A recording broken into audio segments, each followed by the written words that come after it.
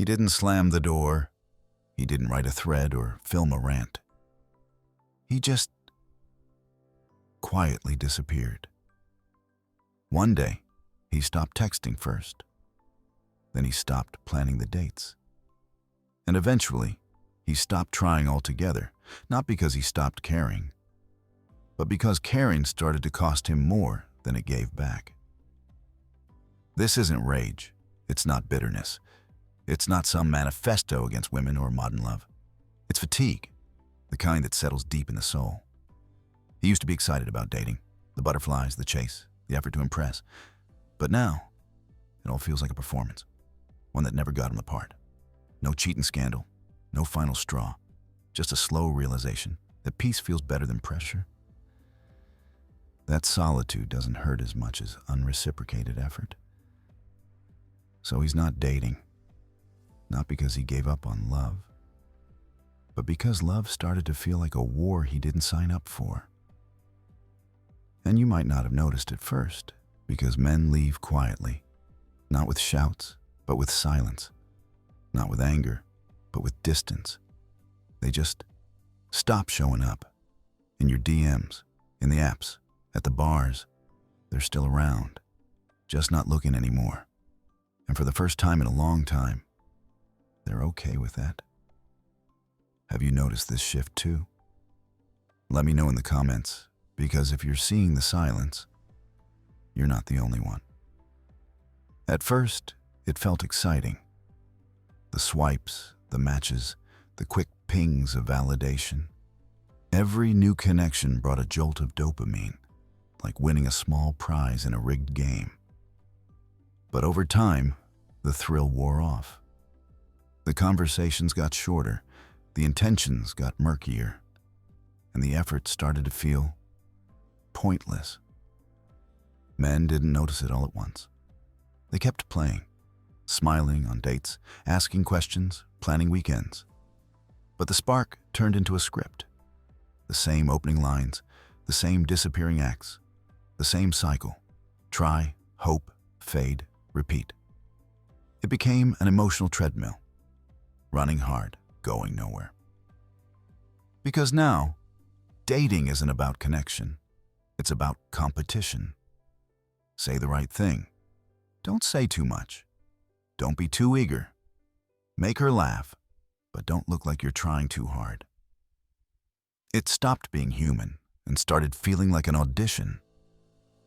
A job interview where the position doesn't even exist, where rejection is silent and feedback never comes, where good intentions are invisible and effort is expected but rarely rewarded.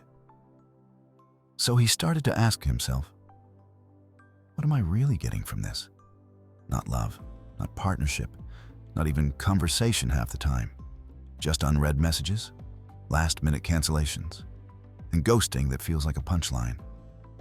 The dopamine dried up, and in its place, fatigue, not just in the body, but in the spirit.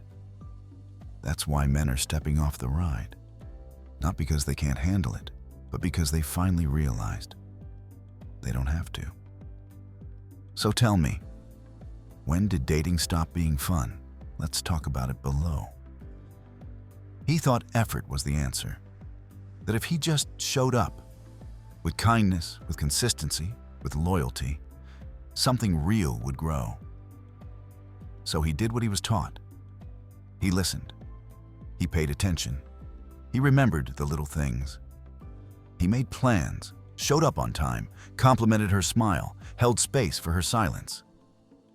But instead of appreciation, he got indifference. Instead of connection, he got critique. Too nice, too available, too predictable, too boring. Somehow, effort became cringe. Consistency became weakness. And loyalty? That just made him replaceable. He learned a hard truth. In the modern dating world, trying too hard doesn't make you more attractive. It makes you easier to ignore.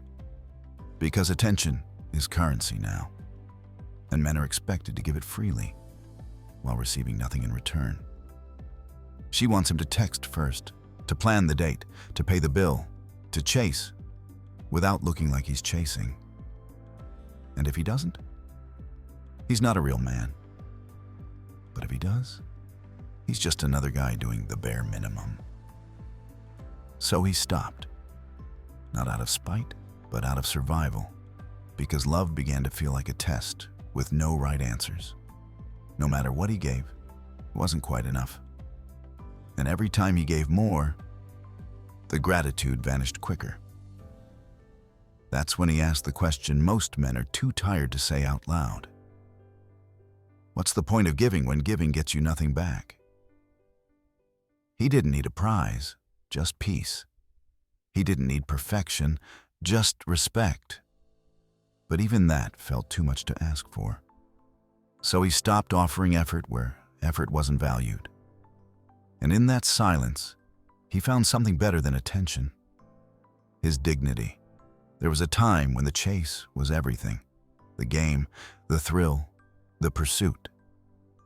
Younger men thrived on it. Every swipe, every wink, every date a shot of adrenaline. It wasn't about love.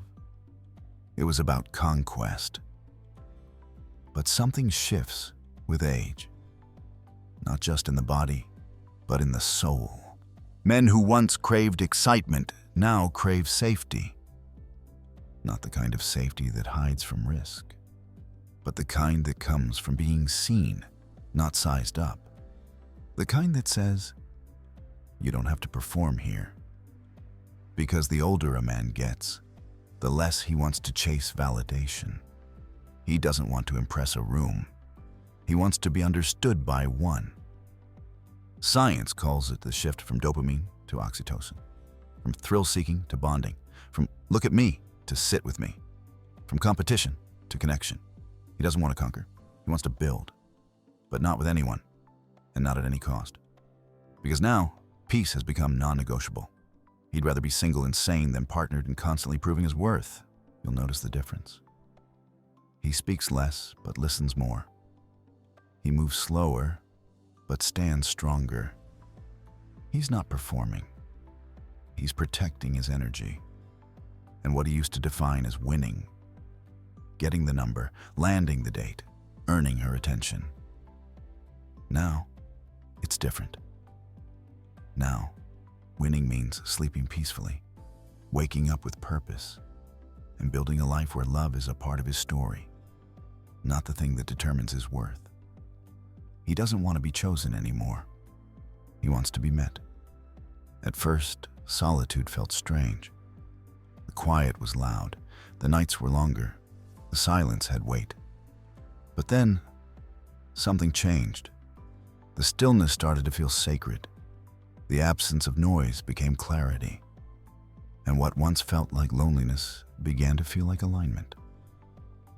He realized peace isn't the absence of people. It's the absence of emotional chaos. No more mixed signals. No more unread messages. No more pretending he's not tired when he is.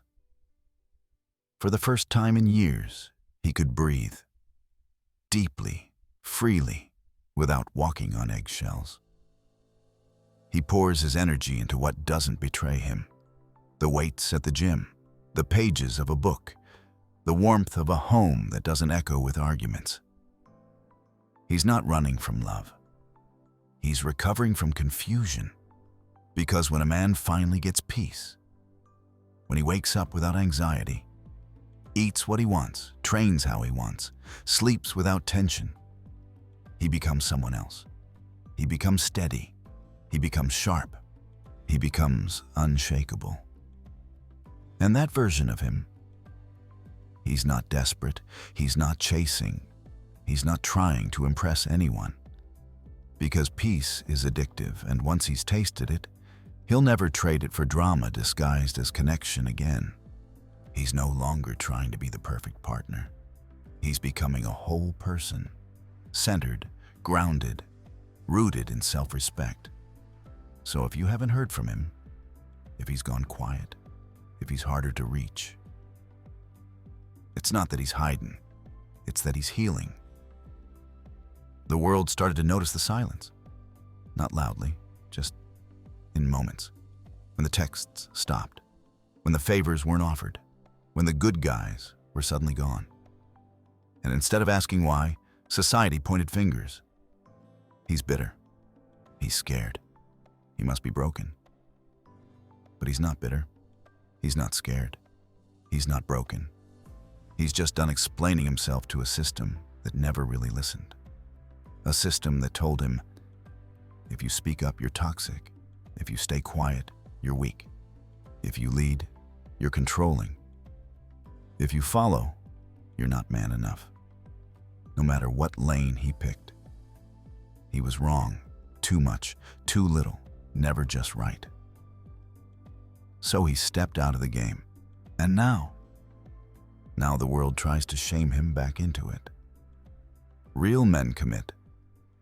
Only losers quit. You must be lonely. But you can't shame a man who's seen the other side. Who's found that stillness hits deeper than compliments. That lifting weights in silence feels better than begging for emotional crumbs. That peace is more fulfilling than performance. He's not afraid of being single. He's afraid of losing himself just to keep someone else happy. So he won't be guilted. He won't be shamed. And he won't be manipulated into showing up for people who never saw his value when he did. The man who found peace isn't coming back to chaos. You can laugh at him, mock him, call him names. But you can't move him because he's not trying to be liked anymore. He's trying to be free. He's not who he used to be. The man who once stayed up late wondering what he did wrong now sleeps peacefully. The man who once overthought every message now reads books, lifts heavy, and locks into his purpose. The man who once gave too much just to be noticed now gives everything to himself. This isn't bitterness, this is rebirth. Because once a man lets go of the need to be chosen, he starts choosing himself. And when that happens, he becomes undeniable. Not because he's louder, but because he's quieter. Not because he proves more, but because he needs less. He no longer tries to impress strangers who don't care. He no longer argues for a place in anyone's life. He no longer competes in a game that doesn't value effort. Instead, he builds.